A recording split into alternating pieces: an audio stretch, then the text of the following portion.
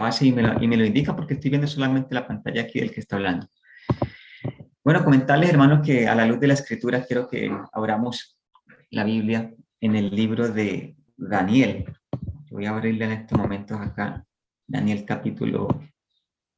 Bueno, primero en Éxodo.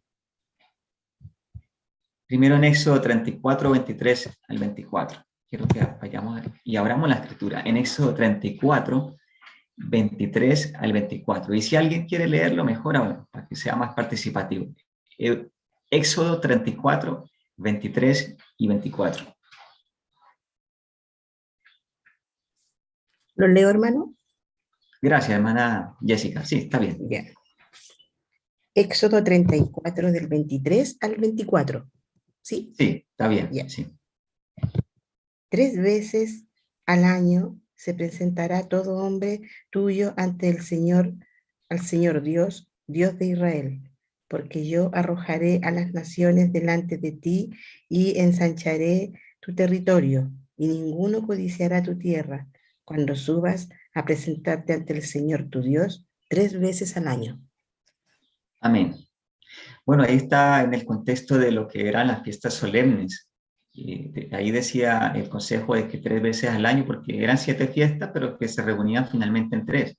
Las 3 primeras eran las que estaban cercanas a la Pascua, que era la Pascua, los panes ácimos, las primicias. Se consideraba como una sola subida al templo a celebrar estas primeras fiestas. La segunda ida era en el Pentecostés, ¿cierto? Al tercer mes. Y en el séptimo mes está la última subida del templo, que allí cobijaba lo que era la fiesta de las trompetas, el día de la expiación y las cabañas. Eran las 3 ocasiones en que subían al templo. El consejo era que lo siguieran haciendo y con el espíritu debido. Y si dejaban de hacer lo que iba a suceder, vendrían pueblos extranjeros y tomaban posesión.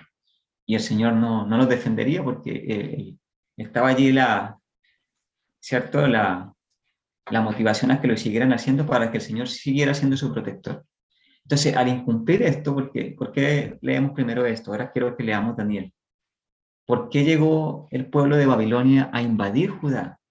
Acordémonos que estaba en su reinado, vamos a leerlo allí, el rey Joacim. Y sucedió algo no muy bueno, ¿cierto? Invadió Babilonia en el año tercero del reinado de Joacim, específicamente fue eso, para que nos ubiquemos en un contexto histórico. Y alguien que lo lea, alguien que por Daniel, favor nos ¿cuánto? ayude. Daniel capítulo 1, versículo 1 y 2.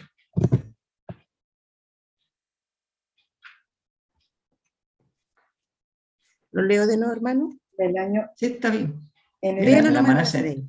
Manasene. 1 y 1. Perdón, 1 y 2. En el año tercero del reinado de Joacim, rey de Judá, vino Nabucodonosor, rey de Babilonia, a Jerusalén y la sitió. Y el Señor entregó en sus manos a Joacim, rey de Judá, y parte de los utensilios de la casa de Dios, y los trajo a tierra de Sinar, a la casa de su Dios, y colocó los utensilios en la casa del tesoro de su Dios. Amén. Bueno, varias cositas que analizar aquí, hermanas en todos los que nos escuchan. Allí hay varias menciones allí en estos 2 breves versículos. Menciona a la ciudad de Jerusalén, que fue sitiada, y menciona a Babilonia, que fue la que sitió a Jerusalén. Jerusalén significa ciudad de paz. Y hay una tremenda, un tremendo antagonismo, ¿cierto?, en las definiciones de estas 2 ciudades, porque la ciudad de paz fue sitiada por la ciudad confusión, que es Babilonia. Entonces hay un antagonismo allí bien vivo, así, ¿cierto? Bien específico allí. Babilonia invade la ciudad de la paz, la confusión invade la paz. ¿Y por qué se da esto? Ya lo leímos en Éxodo, ¿no? Ellos dejaron de congregarse como el Señor lo había estipulado. Y si lo hacían, posiblemente no era con el espíritu correcto, ¿cierto? Entonces, de alguna forma, porque acordémonos que estaba Judá allí como como la nación del pueblo de Dios que estaba todavía allí, ya a punto incluso de exterminarse.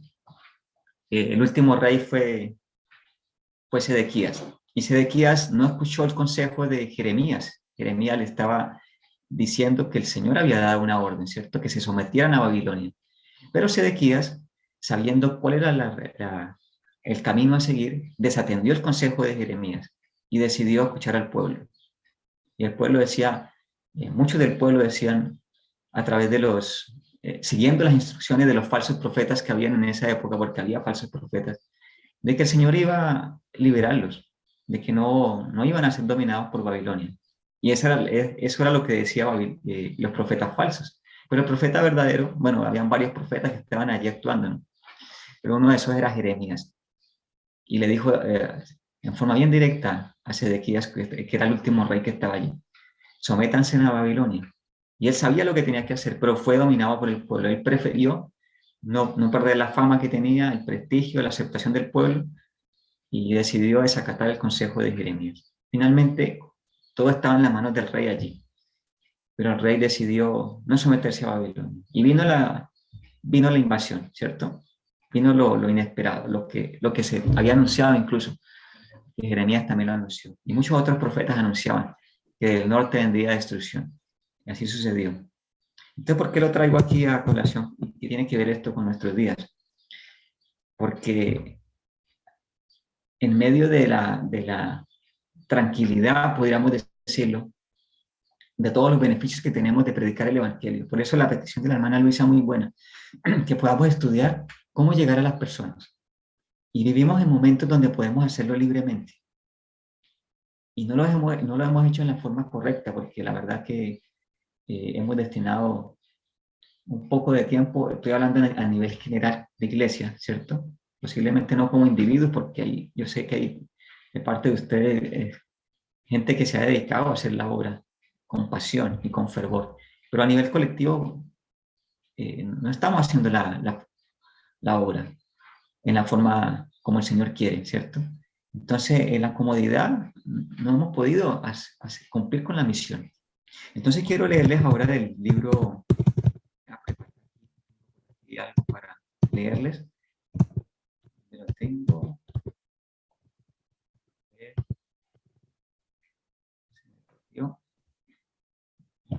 Permítame, que tenía abierto y se me fue.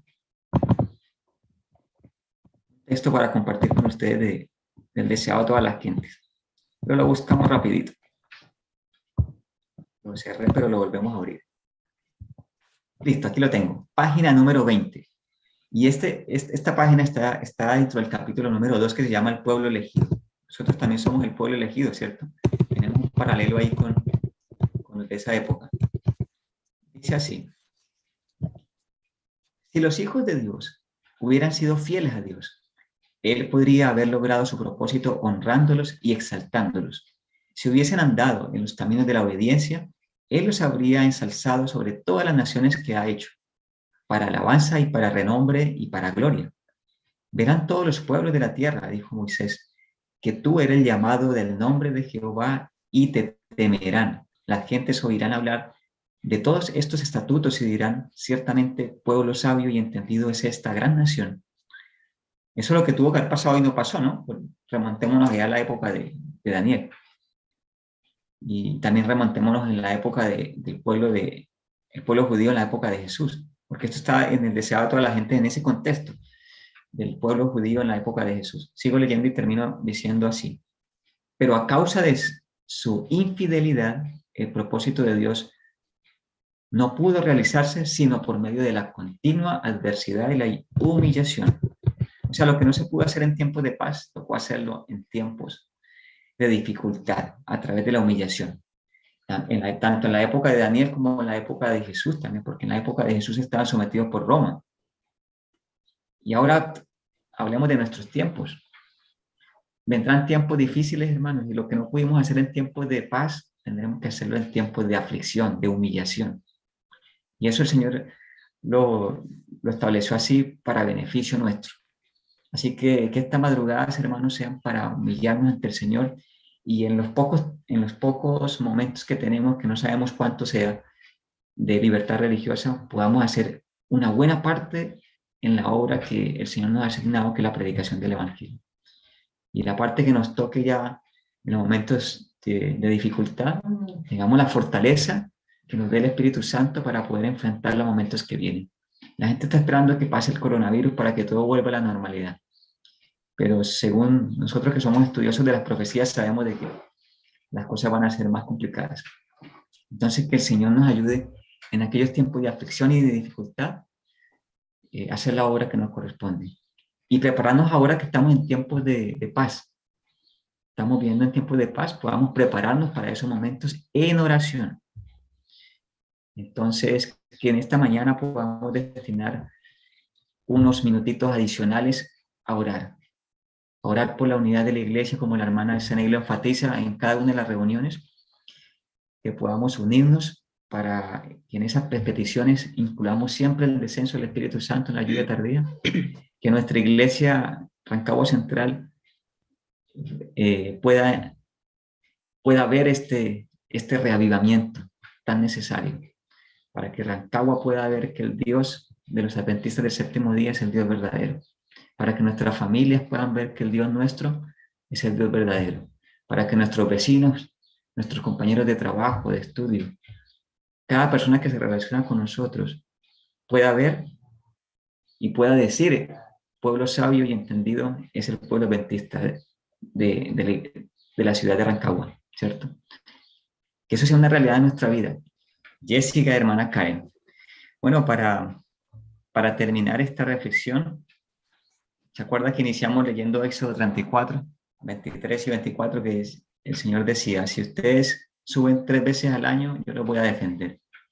Y dejaron de hacerlo, vino Babilonia y sitió Jerusalén, destrozó, quemó, llevó cautivos allá a su ciudad, y aparentemente estaba ganando el dios Nebo, ¿no? Que era el dios de Nabucodonosor. Pero el Dios Jehová había prometido, y él mismo incluso fue el que entregó en manos de Nabucodonosor, como se leyó, ¿cierto? Dice que el Señor entregó, y él fue el que hizo esa parte. No fue que el Dios Nebu fuera más poderoso que el Dios Jehová. Dios permitió todo esto con fines específicos también, para que su pueblo también pudiera ser removido allí, ¿cierto? Conmovido con el mensaje. Si no se pudo en los momentos de paz, en los momentos de dificultad, el Señor está obrando allí. Dice Hechos 14:22 que es necesario que a través de muchas tribulaciones entremos en el reino de los cielos. Y termino diciendo lo siguiente. Pues, si ustedes leen todo el capítulo 2 de Deseado a toda la gente, leímos solamente un párrafo o una parte allí. Dice que como el pueblo judío igual entendió que se había equivocado en esta parte, que habían descuidado el santuario. Entonces, como se dieron cuenta que se habían equivocado en este sentido, entonces, ¿qué hicieron? Llenaron de leyes adicionales el santuario. Y después llegaron al otro extremo, que era en la época de Cristo, que habían tantas leyes que finalmente llegó el Mesías, porque todas estas ceremonias apuntaban a Cristo. Pero llegó el Mesías y no lo conocieron. Entonces el enemigo es experto en esto, nos lleva a uno o al otro lado. Pero el equilibrio se necesita en el pueblo de Dios. Nosotros como iglesia necesitamos este equilibrio. Ni a derecha ni a izquierda nos desviemos, sino que estemos allí como Cristo, como Daniel y sus 3 amigos, ¿cierto? Cuando miramos el registro, y no lo leímos por tiempo, pero dice que estos jóvenes que fueron tomados cautivos, bueno, el rey de Babilonia, Nabucodonosor, dio los detalles específicos de quienes tenían que servir allí en la corte, que tenían que ser jóvenes, primero que todo jóvenes, y que fueran sin tacha, sin defecto. Las mismas características del cordero, ¿cierto? Joven, porque el cordero que debía sacrificarse era de 1 año, y sin defecto. Las mismas características de Cristo. Cuando fue clavado en la cruz del Calvario, era joven Cristo allí, y era sin defecto. O sea, estos jóvenes tenían el carácter de Cristo. Entonces, que nosotros también podamos tener ese carácter de Cristo para ser factores multiplicadores de esta verdad que conocemos. Así que meditemos un poco en estas palabras en el transcurso del día y los esperamos el otro miércoles para darle continuidad a esta madrugada de oración. Ahí vamos a tener que definir en esta semana cómo lo vamos a hacer, pero ustedes síganse ahí conectando cada miércoles porque lo que viene va a ser bueno. Con oración y con estudio podamos empezar unos buenos momentos de reforma para el año 2022, ¿cierto? Que terminando este año podamos terminar bien el año como iglesia, unidos en oración y en estudio, y también en el compartir las cargas de los unos y de los otros. Yo pienso que nos falta mucho esto. El Señor le bendiga.